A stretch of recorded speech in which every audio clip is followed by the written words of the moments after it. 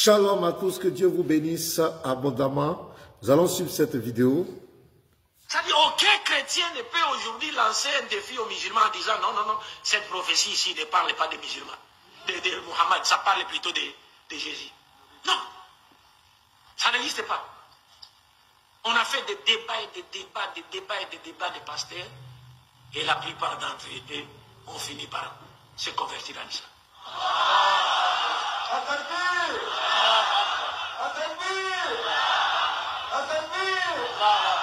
Ouais. Et on vous donne un autre indice, une autre indication. On vous dit quoi? On vous dit le royaume de Dieu symbolisé par la pierre. C'est ce royaume-là qui détruira le quatrième royaume, symbolisé dans la première prophétie par les jambes de fer, et dans la seconde prophétie par la bête, le monstre qui avait des dents de fer. Et nous savons que ces royaumes-là... Que Dieu vous bénisse. Venez de suivre la vidéo. Ce monsieur parle de Daniel 7, la prophétie de Daniel 7, et aucun chrétien ne peut relever ce défi, prouver que ça ne parle pas du prophète de l'islam. Et il dit comme cela qu'il a fait des débats avec des pasteurs sur la prophétie de Daniel 7, et ils se sont convertis. Mais c'est extraordinaire, on n'a jamais vu ces pasteurs. Ça fait rien. Donc, ce que vous devez comprendre, c'est simple. Quand vous êtes devant des musulmans, qui vous prennent la prophétie de Daniel 7, vous n'avez pas à vous casser la tête. Je vais vous donner un petit secret.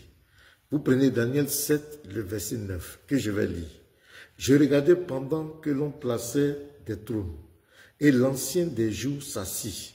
Son vêtement était blanc comme la neige, et les cheveux de sa tête étaient comme de la laine pure. Son trône était comme les flammes de feu, et les roues comme un feu ardent. Vous demandez aux musulmans, l'ancien des jours ici, c'est Dieu dont Daniel est en train de décrire.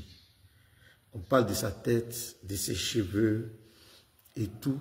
Est-ce que c'est le Dieu de l'islam? Est-ce que c'est Allah? C'est tout. Il faut qu'il réponde à ça. Parce que c'est ce Dieu-là qui est à la base de la prophétie de Daniel 7. Est-ce que c'est le Dieu de l'islam? Daniel 7, verset 9. C'est Dieu qui est décrit là. Est-ce que c'est le Dieu de l'islam? J'aimerais vous dire une chose. La Bible n'a jamais prophétisé que le prophète de l'islam viendra remplacer le Mashiach. Parce que le Mashiach, personne ne peut le remplacer. Aucun prophète ne peut venir avec une législation après le Messie. Tous les prophètes qui viennent après travaillent dans l'église de Jésus-Christ et ils viennent pour la continuité du message de l'évangile. La Bible, au contraire, nous met en garde contre ce prophète. Quand vous lisez Matthieu 24, versets 24 à 26, Jésus nous dit de ne pas suivre ce prophète qui va sortir du désert. La Bible nous dit que ce prophète, dans Galates 1, verset 8, va prétendre que c'est un ange qui est venu lui révéler un autre évangile. La Bible nous dit dans 1 Jean 2, le verset 22 à 24, le signe par lequel on va connaître ce prophète, c'est qu'il va régner la relation de père et de fils. Est-ce que vous comprenez? Et c'est lui l'antéchrist. Donc, je réitère encore, Daniel 7, si un musulman vient devant toi, Daniel 7, la prophétie de Daniel 7, pose-lui la question simplement. Daniel 7, verset 9, dis-nous, est-ce que c'est le Dieu de l'islam? Shalom! Partagez massivement.